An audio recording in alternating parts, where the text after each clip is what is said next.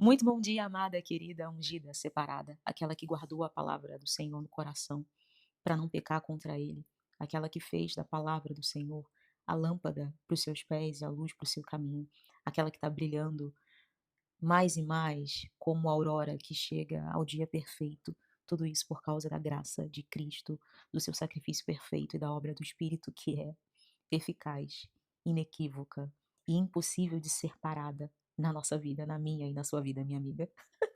Hoje, o nosso texto tá em Romanos 15. Você já sabe que a gente está nessa saga aí com o nosso best, caminhando para o último capítulo, que é o capítulo 16, e você viu aí que o título, né, do meu áudio para você hoje, amiga, é Como corrigir alguém sem magoar. E o texto é o texto de Romanos 15, versículo 14, que diz assim, o nosso best, Paulo diz assim: Eu estou certo, meus irmãos, sim, eu mesmo a vosso respeito, de que estáis possuídos de bondade, cheios de todo conhecimento e aptos para admoestardes uns aos outros. Ai, amiga, eu confesso que quando eu li, eu fiquei que nem o meme da Nazaré de novo, fazendo cálculos assim na cabeça.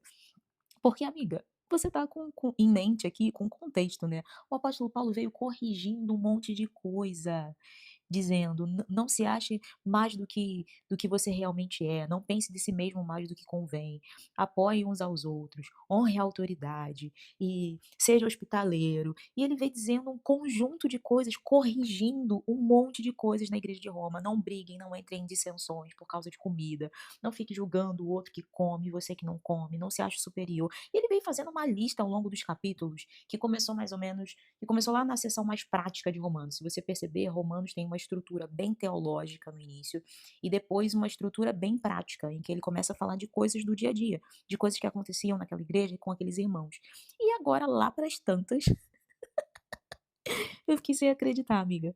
Lá para as tantas, ele vai dizer assim: Eu estou certo a vosso respeito de que vocês estão possuídos de bondade, cheios de conhecimento e aptos para admoestardes uns aos outros. Eu fiquei pensando se eu escreveria isso. E e eu acho que você concorda comigo, amiga, que não, provavelmente eu não escreveria isso, que eles estão aptos. Como assim estão aptos? Se tem um monte de coisa para rever, se tem um monte de coisa para ajustar. E esse versículo ele é muito interessante, porque Paulo mostra como que uma comunidade cristã madura, ela cuida espiritualmente uns dos outros. E tem algo aqui que pode passar despercebido com muita facilidade. Paulo não está colocando todo o cuidado espiritual exclusivamente na mão dos líderes de uma igreja ou de uma comunidade. Esse é papel da igreja. O cuidado, a admoestação, a exortação. E às vezes a gente usa muito a palavra exortação no sentido de cajadada, né? De te apruma que tu tá fazendo besteira. Mas exortar é incentivar. É olhar para o outro que tá caminhando, arrastando o sapato, sabe? E dizer, amiga, vambora. Coloca os teus olhos em Jesus e vamos, porque aquele que te garante tá contigo, ele é fiel. Ele é fiel a si mesmo, ele é fiel ao seu próprio propósito, ele é fiel ao seu desígnio, ele é invariável, imutável. O texto vai dizer que nele não tem nem sombra de variação. Não é que não tem variação, é não tem nem sombra de variação. E vamos aqui para os detalhes desse texto, amiga. Ele diz assim: Eu estou certo a vosso respeito. E Paulo acabou de passar a carta inteira ensinando, corrigindo, confrontando, ajustando a maneira como os romanos pensavam, né? Se você usar uma linguagem de hoje, mudando o mindset deles. Depois ele vai dizer: Eu estou certo de que vocês estão cheios de bondade. Ou seja, o fato dele ter acabado de corrigir, isso mexeu muito comigo. O fato dele ter acabado de corrigir os romanos não fez com que necessariamente ele olhasse com um olhar de desprezo para eles, sabe? Ele consegue enxergar os problemas reais que acontecem na igreja, sem definir as pessoas por aqueles problemas. E isso me constrange. Isso me constrange muito. Porque nós, amiga, vamos ter uma tendência muito grande de passar a definir as pessoas a partir dos erros que elas cometem. Algumas de nós, amiga, vamos passar por um processo ainda mais delicado, que é vamos começar a nos definir pelos erros que nós cometemos. E o apóstolo Paulo faz algo assim que somente a palavra soprada do Espírito e registrada na pena de Paulo, que vai ser capaz de fazer a gente olhar com o olhar certo, que é o olhar que Deus olha pra gente. Paulo está enxergando naquela igreja os problemas reais que ela tem, porque ele não vai fingir que não está vendo, mas para além disso, ele não está definindo as pessoas pelos problemas que essas pessoas têm. Isso se aplica a tudo, a todos os relacionamentos, a todas as interações que eu e você temos com as pessoas e com nós mesmas. Depois ele vai dizer possuídos de bondade. E a palavra aqui no grego é significa retidão moral, é a disposição para fazer o bem. Quando ele diz vocês estão possuídos, e para mim a palavra possuído ela tem um peso muito grande. Ele está dizendo a bondade ocupa tudo em vocês, ela possuiu vocês. E essa bondade não é a infalibilidade, não é não pecar, não errar, não cometer erros, não falar demais, é, não ter motivos para se arrepender.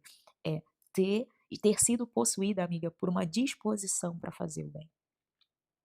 E ele muda completamente o tom, porque a correção, ela não nasce da irritação, da superioridade, da vontade de expor o outro, do, pra, do prazer de mostrar que alguém está errado.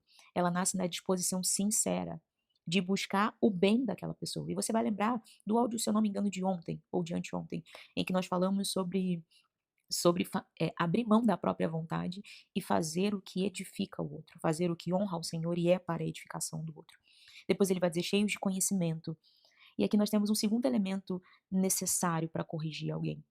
Não basta ter boa intenção, também é necessário conhecer a verdade. E a verdade, eu fico pensando sobre o quanto nós precisamos ajustar a nossa visão. A verdade não é um conceito. A verdade não é algo que comparado com outra coisa, a gente percebe que um é verdade e que o outro é mentira. A verdade é uma pessoa. Jesus disse: "Eu sou o caminho, a verdade e a vida". Eu quero te desafiar, amiga, a trazer definições para a sua vida e para as coisas que são as mesmas definições que a palavra traz.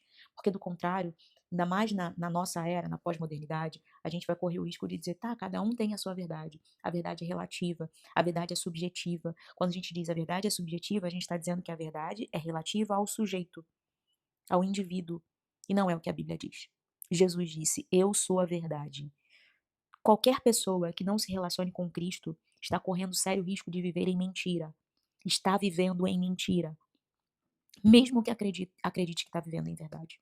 Inclusive nós, se estivermos na igreja, vivendo uma vida fora de Cristo, isso pode acontecer? Pode. Com pessoas que estão dentro da instituição terrena, com CNPJ local, o grupo social chamado igreja, mas que não submeteram a sua vida ao senhorio de Cristo. É possível que as pessoas estejam, que eu e você estejamos na igreja, sem submeter a nossa vida ao senhorio de Cristo e, consequentemente, vivendo uma vida que não é uma vida verdadeira, porque a verdade só se encontra em Cristo.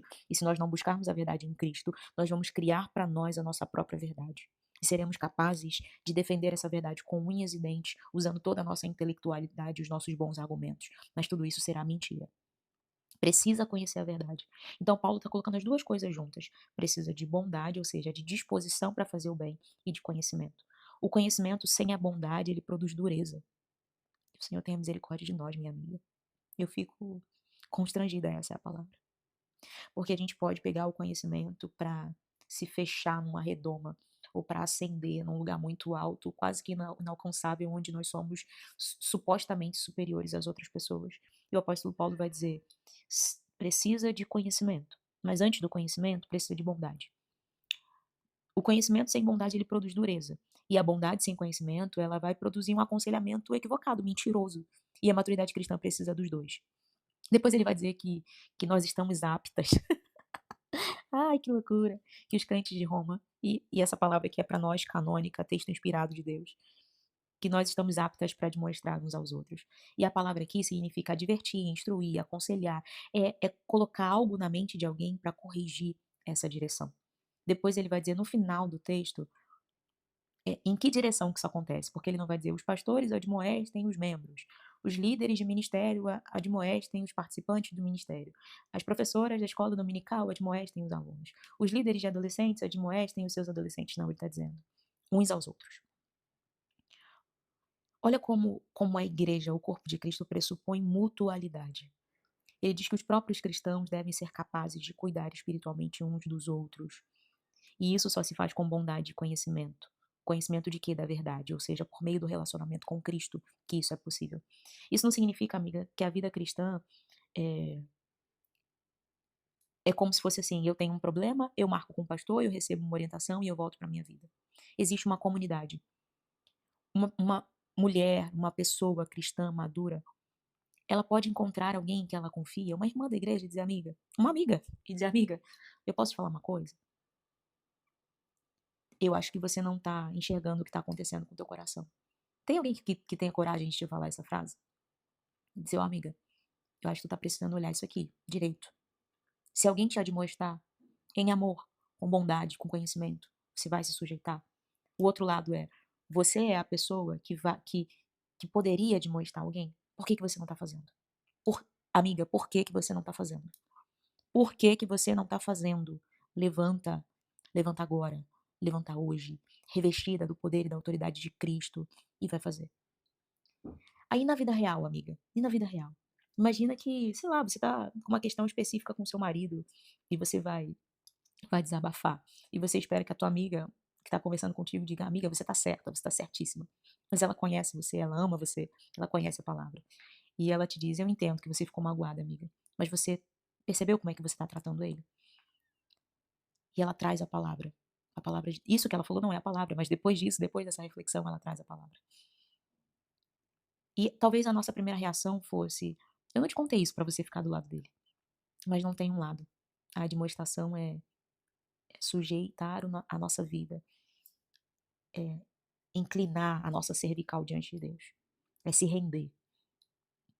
Então, minha amiga, se inscreve nesse podcast para você não perder os próximos episódios. Compartilhe com alguém.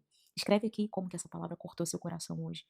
E nunca esquece que nele nós vivemos, nos movemos e existimos. E eu quase não tenho falado isso, né? Se tiver uma agenda para ministrar a palavra na sua igreja, me mande mensagem. Eu tô aberta para isso. Beijinho e até amanhã.